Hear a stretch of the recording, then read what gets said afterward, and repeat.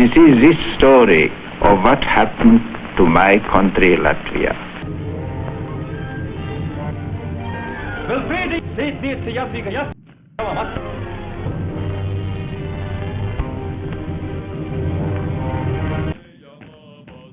was born in Latvia, which is a small country across from Sweden and borders on Russia and south on Lithuania and north of Estonia. And when World War II started just before, the life situation there was completely changed because the Soviets took over the country in 1941.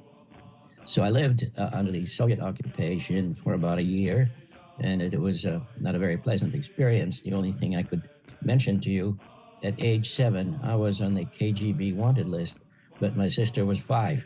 So the whole family was. Fortunately, except for my father, all of us survived. And then, of course, we were there during the German occupation when the Germans drove out the Soviets. And then eventually we escaped by ship to Germany before the war ended. And we were in Germany and actually Czechoslovakia. And then Czechoslovakia got taken over by the communists. So we had another escape back to Germany. And then we came to the United States and, had a satisfying and happy life here. I was very fortunate to get good education, a couple of degrees from Harvard, and also served in the U.S. Navy flying from several aircraft carriers. Remember from history, there was a Ribbentrop-Molotov Treaty, which basically the Nazi Germans and the communists divided Europe.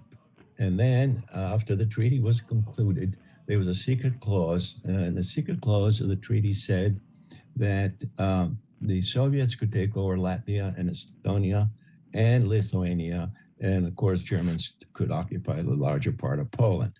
The other part of the clause, which was not known at that time, that Hitler had the opportunity to issue a proclamation that any people claiming of German descent in these countries could go back to Germany. So you had an influx of Germans. Some of them were not really Germans, people.